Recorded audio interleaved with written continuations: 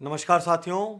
आज मैं काले कपड़े पहनकर ये केस स्टडी रिलीज कर रहा हूं क्योंकि जो मैं आज बताने जा रहा हूं वो बहुत काला है और मैं भगवान से प्रार्थना करता हूं कि मेरी बातें पूरी झूठ हो और इसमें भविष्य में भी कोई सत्यता न मिले। साथियों, जब से कोरोना वायरस आया हर कोई ये कह रहा था चाइना बर्बाद हो गया, चाइना की लीडरशिप चली जाएगी, चाइना 20 साल निकल जाएगा, चाइना की आबादी का क्या होगा, चाइना की मैन्युफैक्चरिंग फैसिलिटीज का क्या होगा। मैं भी बड़ा अचरज में आ गया और मैं वाकई में रिसर्च करने लगा कि कोरोना वायरस का इकोनॉमी पर प्रभाव क्या पड़ेगा। लेकिन मैं चौंक गया जब मैंने देखा कि एक्चुअली कोरोना वायरस से चाइना वर्ल्ड लीडर बन जाएगा। एक्चुअली कोरोना वायरस से चाइना यूएस के बराबर निकल जाएगा और कुछ वक्त में हो सकता है वो यूएस को पछाड़ दे। और उसी बीच ढेर सारी कॉन्स्पिरेसीज आ रही थी, मैन मेड वायरस या नेचुरल वायरस। तो जब मुझे यह समझ आया कि कोरोना वायरस से चाइना वर्ल्ड लीडर हो जाएगा तो मन में फिर एक विचार आया कि कहीं ये वायरस किसी बहुत बड़ी प्लानिंग का हिस्सा तो नहीं है। और मेरे मन में डाउट आने के माकूल कारण थे क्योंकि दोनों तरफ की रिपोर्ट्स एक दूसरे से लड़ाई कर रही हो, मानो दोनों हमारे दिमाग में जगह लेना चाहती हो। मैंने सैकड़ों अलग अलग आर्टिकल पढ़े और न्यूट्रल होके वो रिपोर्ट जो कह रही हैं वो आपके सामने प्रस्तुत कर रहा हूं और रोंगटे आपके खड़े हो जाएंगे। फरवरी में चाइना के प्रीमियर जिनपिंग ने एक स्पीच में कहा कि हमको लेसन्स लर्न करने की जरूरत है और लूप होल्स क्लोज करने की जरूरत है।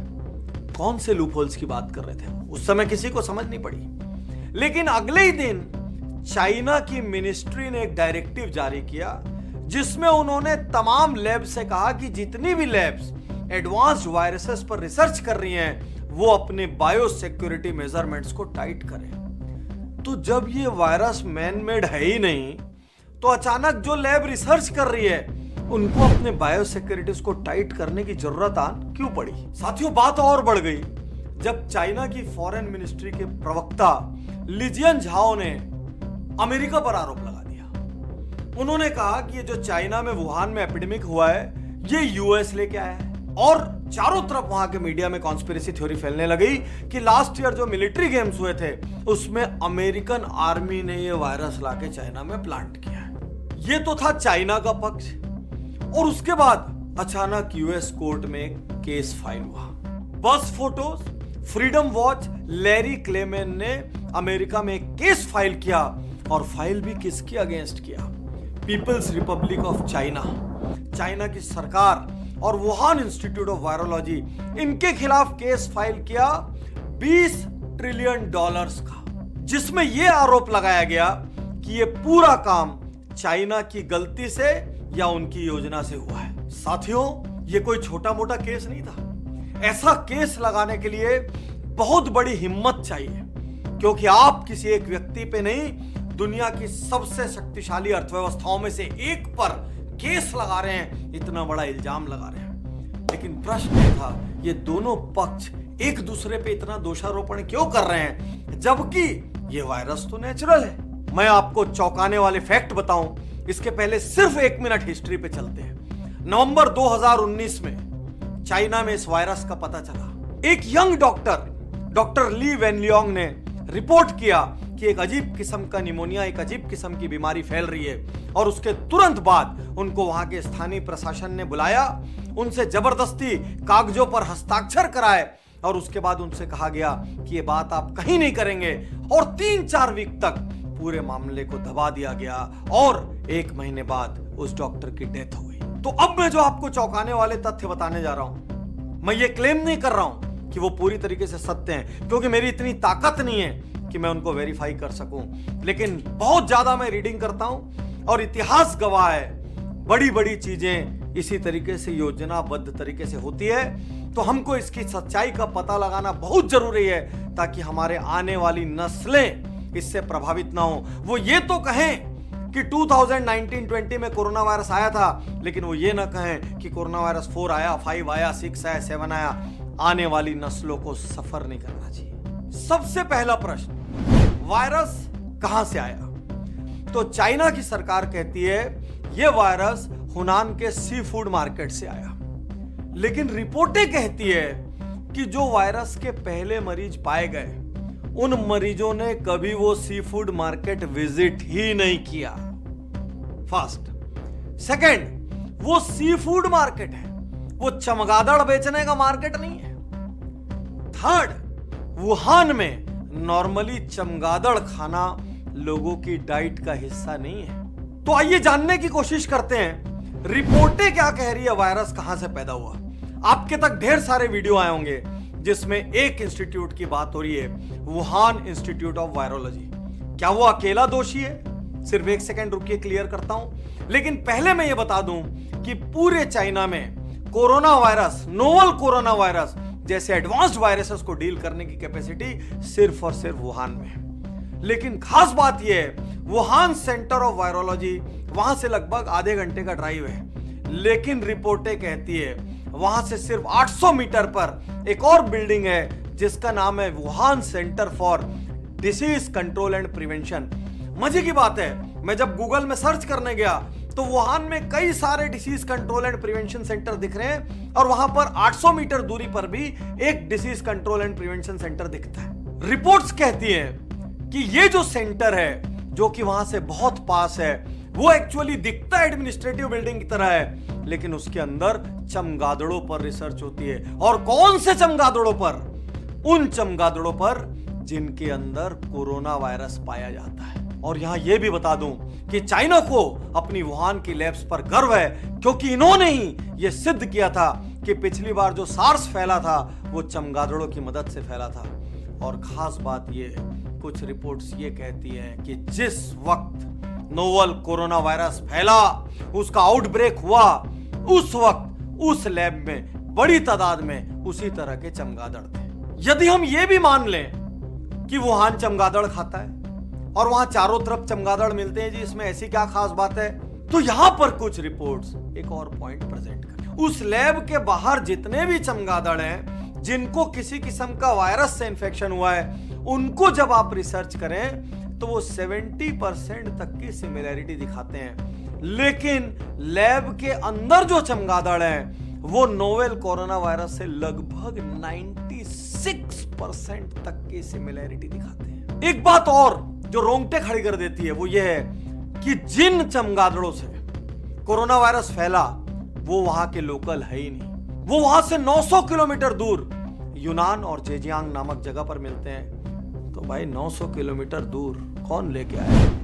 क्या चमगादड़ उड़ के आ गए?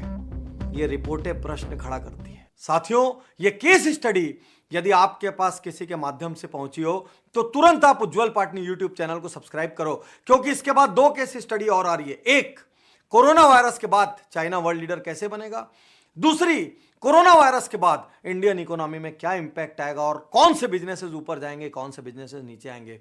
यदि इतना सा भी सत्य माना जाए कि ये मैनमेड है, तो इसका यह अर्थ नहीं है कि ये सिर्फ योजना हो सकती है, ये एक्सीडेंट भी हो सकता है। सोच के देखिए, आप एक रिसर्चर हैं और आप चमगादड़ की लैब में रिसर्च कर रहे हैं और चमगादड़ अचानक आके आपसे टकरा जाए और टकराने के बाद उसके रक्त की एक बूंद आपके ऊपर गिर जाए, या छोड़िए आप रिसर्च कर रहे हैं और उस चमगादड़ के पेशाब की, उसकी यूरिन की एक बूंद आपके ऊपर गिर जाए, तो आप इन्फेक्ट हो जाएंगे। यदि मैं आपसे यह कहूं कि कोरोना वायरस फैलने से जस्ट पहले एक रिसर्चर के साथ ये दोनों चीज हुई, तो आप बोलेंगे पाटिल साहब पिक्चर की स्टोरी सुना रहे हो क्या? मैं नहीं सुना रहा हूं, रिपोर्ट्स कह रही है। सुनिए रिपोर्ट्स क्या कहती है। Chinese researcher Botao and Li Jiao के अनुसार जुनहुआ तियान ने खुद चैंगजियांग टाइम्स के साथ इंटरव्यू में बताया कि उसके साथ ये घटनाएं हुई थी और उसके बाद उसने खुद को क्वारंटीन किया। लेकिन यदि उसने और उसके कलीग्स ने कितना भी प्रिकॉशन रखा हो, अरे ये तो पता ही लगने में कई दिन लग जाता है।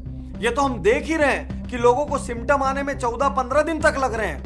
तो क्या ऐसा नहीं हो सकता कि उस रिसर्चर से या वैसे ही किसी रिसर्चर से ये एक्सीडेंटली फैल गया हो? और ऐसे एक्सीडेंट हो सकते हैं क्योंकि 2004 में बीजिंग की एक लैब से 2 बार सार्स वायरस लीक हुआ है और जो इन्फेक्ट हुआ उसको पता भी नहीं चला और वो कई दिन तक पब्लिक में घूमती रही। ये तो भगवान की दया थी कि अगला आउटब्रेक वहां नहीं हुआ। क्या रिसर्चर्स सचमुच में कोरोना वायरस का निर्माण कर रहे थे? इस बारे में तो बहुत सारी रिपोर्टें हां कहती हैं। साथियों, वुहान इंस्टीट्यूट ऑफ वायरोलॉजी और दुनिया की और बहुत सारी वायरस लैब्स सिर्फ इलाज पे काम नहीं करती, ये वायरस बनाती भी हैं क्योंकि ये मानती हैं कि किसी बीमारी का इलाज करने के लिए वैसी ही चीजों को पैदा करना पड़ेगा। लेकिन ये एक बहुत बड़ी खतरे की घंटी भी है। 2015 में एक एक्सपेरिमेंट हुआ जिसमें ऐसे ही एक कोरोना वायरस का निर्माण किया गया और इससे साइंटिफिक जगत में खलबली मच गई और ये राल्फ बारिक जो कि एक अमेरिकन साइंटिस्ट हैं उनके नेतृत्व में बना। हालांकि आज उस वेबसाइट पर जब आप जाओगे तो वो डिस्क्लेमर देते हैं कि चारों तरफ ये अफवाह उड़ रही है कि हमने वो वायरस बनाया, लेकिन ये सच्चाई नहीं है, वो एनिमल ओरिजिन का है। लेकिन यहीं पर कुछ साइंटिस्ट ने उसका विरोध किया था। बायोलॉजिस्ट रिचर्ड ऑलब्राइट ने बहुत विरोध करते हुए कहा था हम एक न्यू नॉन नेचुरल रिस्क को जन्म दे रहे हैं मानव जाति के लिए। तो साथियों, क्या लैब में जो वायरस बनाए जा रहे हैं वो वायरस लीक नहीं हो सकते?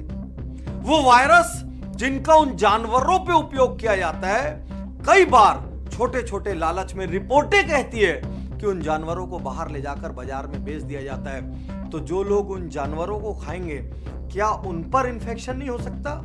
इतना बड़ा रिस्क दुनिया का कोई भी देश क्यों ले रहा है भाई मानव जाति के लिए? और French virologist Simon when Hobson ने कहा इफ द वायरस एस्केप्ड, यदि वायरस एस्केप हो गया तो क्या होगा?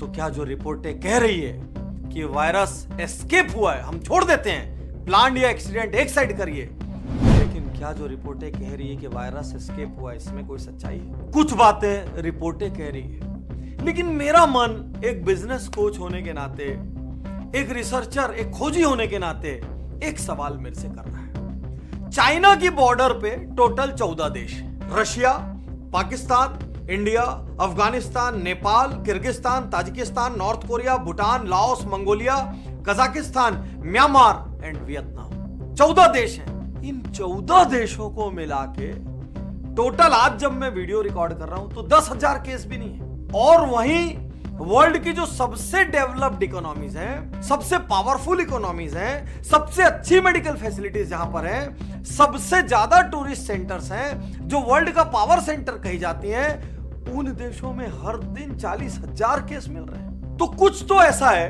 जो मैं जानना चाहता हूं कि यदि ये चाइना है और चाइना की बॉर्डर से 14 देश लगे हुए हैं, तो भाई ये 14 देशों को कुछ क्यों नहीं हो रहा है? इनमें इतना मिनिमम इंपैक्ट क्यों है? तो कहीं से एक थ्योरी आई कि हम लोग जो हैं, हम लोगों के डीएनए और हमारे आरएनए में एक खास तत्व है जिसकी वजह से ये वायरस हमको उतना इफेक्ट नहीं करता।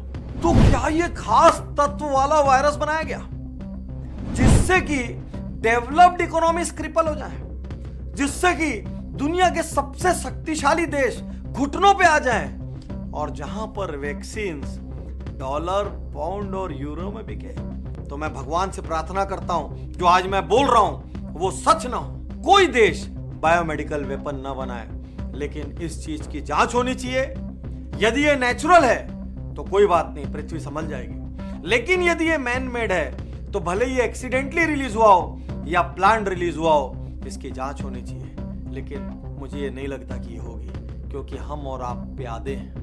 ये बड़े बड़े देशों की बड़ी बड़ी राजनीति है और हर देश के काले और स्याह राज होते हैं इस काले कपड़े की तरह, जो कोई भी बाहर आने नहीं देना चाहता। लेकिन ये बड़ी केस स्टडी खत्म करते हुए एक बिजनेस कोच के रूप में मैं ये दावा करता हूं कि पूरे के पूरे नोवेल कोरोना वायरस इंपैक्ट से दुनिया में सबसे ज्यादा फायदा चाइना को होगा। चाइना वर्ल्ड लीडर बनेगा, ग्लोबल ऑर्डर चेंज होगा, चाइना को आर्थिक फायदा होगा, चाइना पूरे वर्ल्ड में नए रूप में स्थापित हो जाएगा। और मेरी बात पे आप सरप्राइज होंगे क्योंकि हर व्यक्ति ये कह रहा है चाइना कोलैप्स हो जाएगा, चाइना बर्बाद हो जाएगा।